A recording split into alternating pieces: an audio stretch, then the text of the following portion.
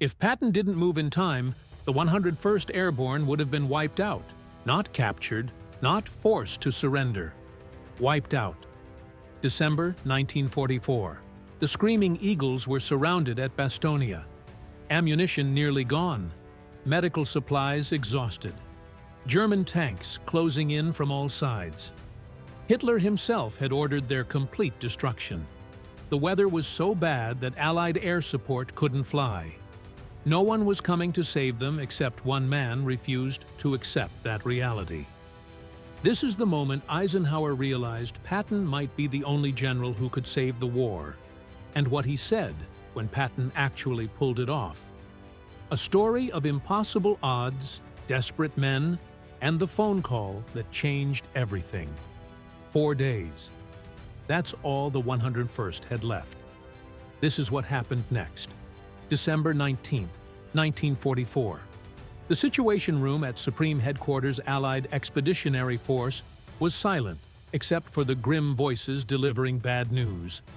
German forces had punched through American lines in the Ardennes, creating chaos across a 50-mile front.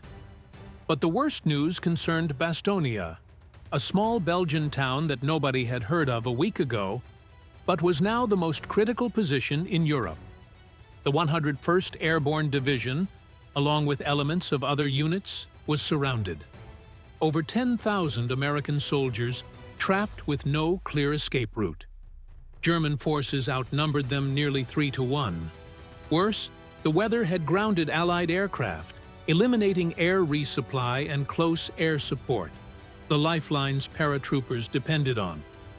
Eisenhower stood before the map, studying the bulge and Allied lines. His face was drawn, exhausted. He'd barely slept since the German offensive began. Intelligence officers briefed him on the 101st situation, and each update was worse than the last. Ammunition rationed to 10 rounds per rifle. Artillery shells nearly depleted. Medical supplies running out. Wounded soldiers lying in freezing cellars because there was nowhere else to put them, and German attacks intensifying. "How long can they hold?" Eisenhower asked. The intelligence officer hesitated. "Sir, realistically, 4 to 5 days. Maybe a week if they're lucky. After that, they'll be out of ammunition and supplies. The Germans will overrun them." Eisenhower's jaw clenched. Losing an entire airborne division, America's elite troops, would be a military catastrophe. But it would be even worse for morale. These were the men who had jumped into Normandy on D-Day, fought through Operation Market Garden, earned legendary status. If they were annihilated at Bastogne, the psychological impact on Allied forces would be devastating. "What are our options for relief?" Eisenhower demanded. His staff outlined the grim reality. British forces under Montgomery were containing the northern shoulder of the German breakthrough, but couldn't attack south toward Bastogne quickly. Other American units were engaged in desperate defensive battles. Nobody had the strength or position to launch an immediate relief operation. Nobody except Third Army, currently fighting a 100 miles south in the Sayre region. That meant Patton. It always came back to Patton. Eisenhower had spent years managing George S. Patton's brilliance, ego, controversies, and insubordination. Their relationship was exhausting. But now, staring at the map showing 10,000 surrounded Americans, Eisenhower realized something uncomfortable. Patton might be the only general capable of pulling off the impossible maneuver needed to save them. "Get me Patton," Eisenhower ordered. "Tell him we need him at Verdun tomorrow for an emergency conference. And tell him to bring plans for offensive operations. He'll know what that means." After his staff left, Eisenhower stood alone in the Situation Room. His aide, Harry Butcher, later recorded that Eisenhower whispered to himself, "George, for once in this goddamn war, do exactly what I need you to do. Those paratroopers are counting on you. America is counting on you. I'm counting on you. Don't let me down." December 19th, 1944. The meeting at Verdun has become legendary. The moment when Patton made the promise that changed everything. But what's often overlooked is Eisenhower's reaction, his words, and the weight of the decision he made that day. The atmosphere in the Verdun headquarters was tense. Eisenhower opened by stating the obvious. The present situation is to be regarded as one of opportunity for us, and not of disaster. He was trying to maintain confidence, but everyone in the room knew this was the worst crisis the Allies had faced since D-Day. Then Eisenhower turned to his assembled generals. I want you to think about this. Really think before you answer. How quickly can we mount a relief operation to reach Bastogne? Most generals began calculating logistics, supply lines, troop availability. Then Patton spoke up. I can attack on the 22nd with 3 divisions. Silence. Other generals exchanged glances. Was Patton serious or grandstanding? To disengage from active combat, rotate 90 degrees, move over 100 miles through winter conditions, and launch a coordinated attack in 72 hours was beyond anything attempted in modern warfare. Eisenhower's eyes locked onto Patton. His response, recorded by multiple witnesses, was measured and deadly serious. George, I'm not asking for optimism. I'm not asking for what might be theoretically possible. I'm asking what you can actually genuinely accomplish. The lives of 10,000 American soldiers depend on your answer. The men of the 101st Airborne are surrounded, outnumbered, running out of everything. If you say you'll be there and you're not, they die. All of them. So, I'll ask again. Can you attack on December 22? Patton didn't hesitate. Ike, I've already got 3 plans prepared. My staff anticipated this meeting. We've war-gamed the contingencies. On December 22nd, my 4th Armored Division will attack north toward Bastogne. This isn't a promise. It's a fact. Eisenhower studied Patton's face, searching for the usual bravado, the exaggeration, the grandstanding. Instead, he saw cold certainty. Patton had actually prepared for this before the meeting. That level of foresight impressed even Eisenhower. All right, George, you've got your mission. Relieve Bastogne. You have operational freedom to execute as you see fit. But understand this, Eisenhower leaned forward, his voice dropping to a tone his staff rarely heard. If you fail, if those paratroopers are lost because you couldn't deliver what you promised, I will personally see that you never command troops again. Not just relief from Third Army. End of career. Am I perfectly clear? Crystal clear, sir. I won't fail. After the meeting, Eisenhower pulled aside his chief of staff, General Walter Bedell Smith. Smith's diary records the conversation. The boss asked me if I thought George could actually do it. I said it seemed impossible. Ike said, "That's why I'm sending Patton. Impossible is what he does." December 20th to 25, 1944. While Patton's Third Army executed its pivot north, Eisenhower endured the most stressful week of his command. Every few hours, situation reports arrived from Bastogne. Each one was grimmer than the last. December 21st, German artillery pounding American positions continuously, casualties mounting.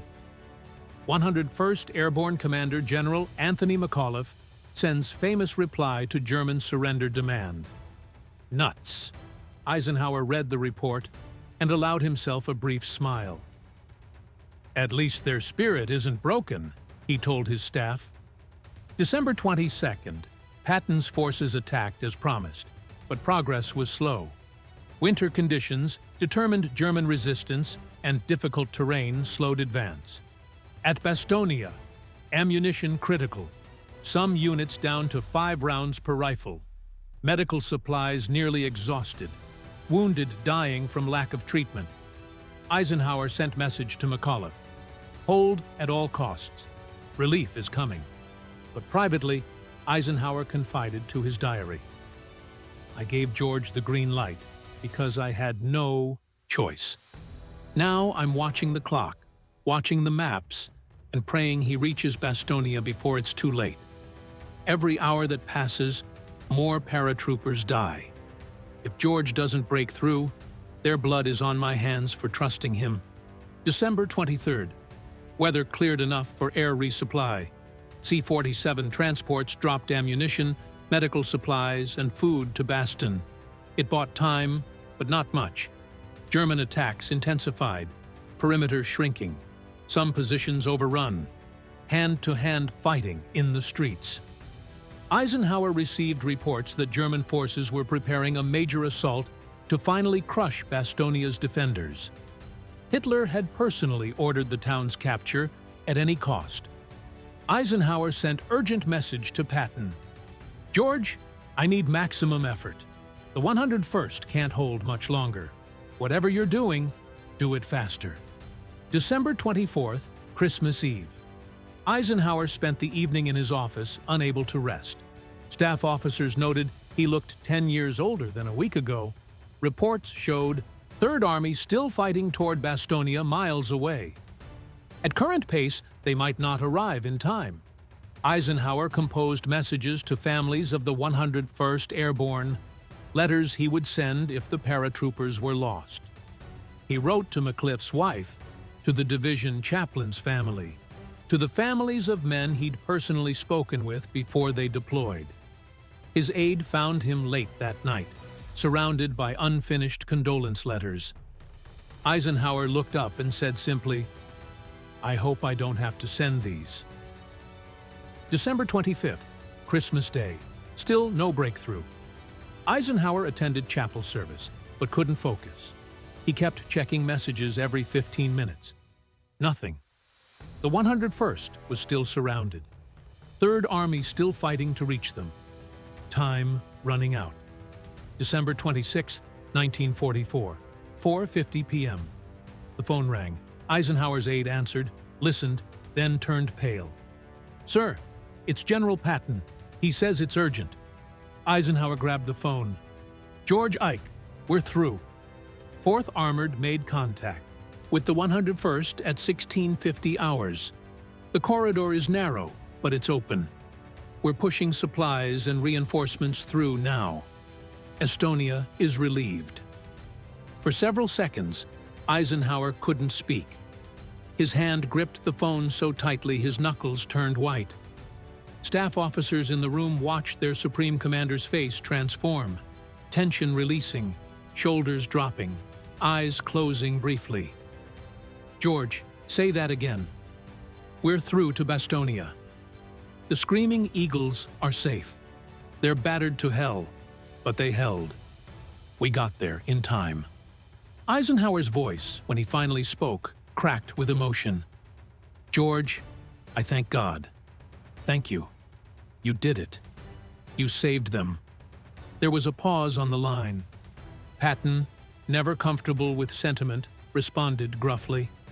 Just doing my job, Ike. Those paratroopers did the real work. We just knocked on the door. No, George, don't diminish this. You moved an Army 90 degrees in a blizzard and broke through German lines in 4 days. That's not just doing your job. That's... Eisenhower searched for words. That's why you're invaluable. Despite everything, all our conflicts, this is why. After hanging up, Eisenhower stood motionless for a moment. Then he turned to his staff and witnesses recorded what happened next. His eyes were wet, tears he didn't bother hiding. He said, Gentlemen, General Patton has just accomplished something I will remember for the rest of my life. He saved 10,000 American soldiers who were hours, maybe minutes, from annihilation. He did what I asked him to do when I asked him to do it against odds everyone said were impossible. George S. Patton is the most difficult subordinate I have ever commanded. He is also, without question, one of the finest battlefield commanders America has ever produced. Eisenhower immediately sent official messages to the 101st Airborne congratulating their heroic defense, to 3rd Army commending their relief operation, to the War Department reporting Bastogne's relief. But he also sent a personal telegram to Patton. George, words cannot adequately express my gratitude and admiration for what 3rd Army accomplished. You gave your word you would be there. You kept that word. In doing so, you saved not just 10,000 soldiers, but possibly the entire Ardennes campaign. Well done does not begin to cover it. This operation will be studied for generations as an example of operational excellence. I am proud to have you under my command. Ike. That evening, Eisenhower's personal aide found him alone, staring at the map showing the narrow corridor to Bastogne. Eisenhower said quietly, 4 more hours. That's all George had. 4 more hours, and the 101st would have been overrun. He made it with 4 hours to spare. 4 hours between salvation and annihilation. In the days and years following Bastogne's relief, Eisenhower's words about Patton evolved from immediate gratitude to historical assessment. What he said publicly and privately defined how both men would be remembered. December 27, 1944. Eisenhower's official statement, the relief of Bastogne by elements of Lieutenant General Patton's 3rd Army, represents one of the outstanding achievements of this war. The speed and coordination displayed in disengaging from the SAR offensive, pivoting north, and attacking through difficult weather and determined resistance demonstrates the highest levels of operational art. The defenders of Bastogne and their relievers have written a new chapter in American military history. But to General Marshall, Army Chief of Staff, Eisenhower was more candid. George Patton just saved my command. If Bastogne had fallen with an entire airborne division lost, the psychological impact would have been catastrophic. Questions would have been raised about Allied strategy, American military competence, and my leadership. Patton prevented that disaster. Whatever frustrations I've had with him, and they are many, this operation justifies every difficult decision I've made to keep him in command.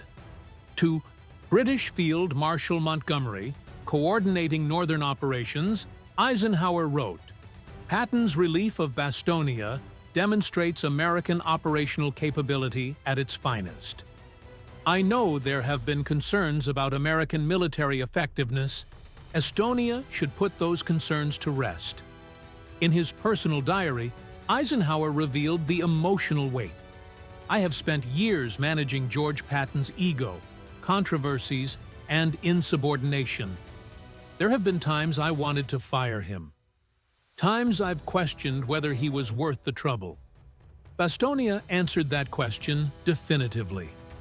He is worth every frustration, every headache, every moment of anger.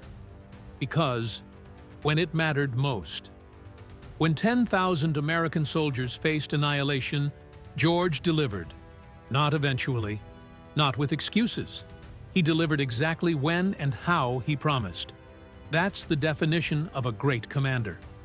To Patton himself, Eisenhower sent a follow-up message on January 2, 1945. George, I've had time to reflect on Bastogne. What you accomplished goes beyond tactical brilliance. You gave those paratroopers hope when they had none. You proved that American forces could execute complex operations under impossible conditions. You changed how Germans view American military capability. Most importantly, you saved lives, not theoretically, but literally.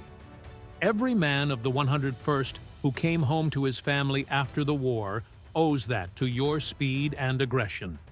That's a legacy worth more than all the medals and promotions in the Army. I wanted you to know that. Years later, in his memoir, Crusade in Europe, Eisenhower devoted significant space to Bastogne. General Patton's relief operation stands as one of the war's pivotal moments. The rapid movement of 3 divisions, the coordination required, and the aggressive execution under terrible conditions showcased American military excellence. History will debate many aspects of the war, but Baston's relief is beyond debate. It was operational genius.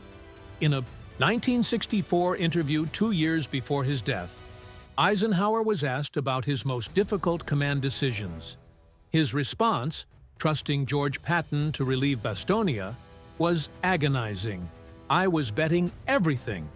The lives of 10,000 paratroopers, the stability of our entire position, on a general who had proven difficult to manage. But I also knew George was the only one who could do it. When he succeeded, when those paratroopers were saved, I felt relief and gratitude beyond anything I can describe." That phone call, "We're through to Bastogne." Those 4 words might be the most important 4 words I heard during the entire war. The ultimate testament came in Eisenhower's final assessment, written in 1965. History will remember many generals from World War II, but few will be remembered for saving an entire division from annihilation through pure operational brilliance. That was George S. Patton at Bastogne. Whatever else he was, difficult, controversial, flawed, he was also the man who refused to accept that those paratroopers were doomed. He promised he would save them, and he did. The relief of Bastogne wasn't just a military operation. It was the moment Eisenhower realized that genius, however difficult to manage, was worth every frustration when it delivered miracles. If this story of impossible odds, desperate decisions, and the words that defined legends moved you, subscribe to this channel now. We're bringing you the untold moments, the private words, and the human drama behind history's greatest battles. Hit that notification bell, drop a comment about leadership under pressure, and share this with anyone who needs to hear about what's possible when someone refuses to accept defeat. Thanks for watching, and remember, sometimes the most difficult people achieve the most extraordinary